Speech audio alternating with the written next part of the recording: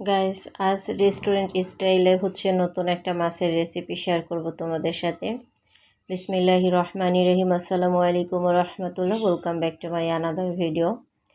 তো শুরুতেই আমি মাছে লবণ, হলুদ আর সামান্য একটু মরিচ গুঁড়ো, আদা, রসুন এবং জিরা পেস্ট সামান্য একটু দিয়ে ভালো মতো মাছটাকে মেখে নিলাম।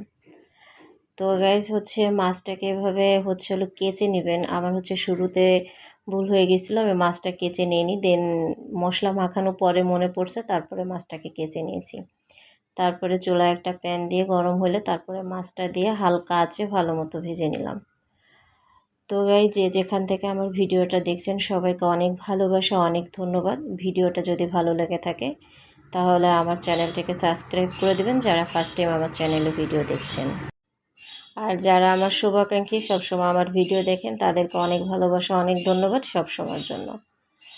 তো তারপরে আমি দিয়ে দিলাম পেঁয়াজটাকে হালকা ব্রেস্তা করলাম। আমি কিন্তু ফুল ব্রেস্তা করিনি। আর অবশ্যই কিন্তু এটা সরিষার তেল দিতে হবে, যেহেতু মাছটাকে আমি ভর্তা করব, সেই ক্ষেত্রে সরিষার তেল তো অবশ্যই লাগবে। তারপরে আলাদা করে মরিচটাকেও ফ্রাই করে নিলাম। এখন মাছ থেকে মানে কাঁটাটাকে আলাদা করে নেব, মাছ আর কাঁটা দুইটাই। তো মাছ আর কাঁটা দুইটা আলাদা করে দেন তারপরে আমি ভর্তাটা করব। তো এখানে যদি ধনে পাতা কুচি হতো তাহলে আরও বেশ ভালো হতো, কিন্তু আমি এটা দিতে ভুলে গেছিলাম, যার জন্য সেটা তোমাদের সাথে শেয়ার করা হয়নি।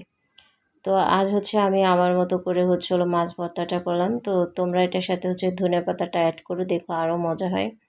তোমাদের ভাইয়া তো আজ তৃপ্তি সহকারে খেয়ে নিল, তার খুবই পছন্দ হয়েছে। আর বরাবরই তার এসব ভর্তা টর্তা খুব পছন্দ তার।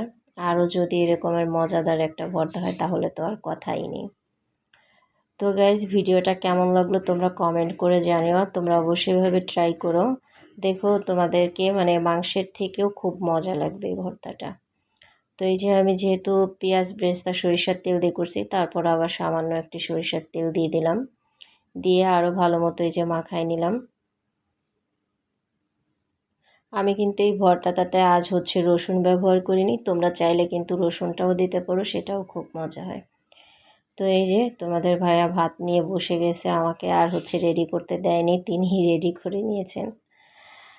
তো গাইস, এই যে খেয়ে তো সেই রিভিউ দিল, সাথে আমিও বসে গেলাম খাওয়ার জন্য। তো গাইস, তোমরা তো ভালো থেকো সবাই। নেক্সট আবার চলে আসবো অন্য কোনো ভিডিও নিয়ে। তো আজকের ভিডিওটা এই পর্যন্তই। সবাইকে আল্লাহ হাফেজ।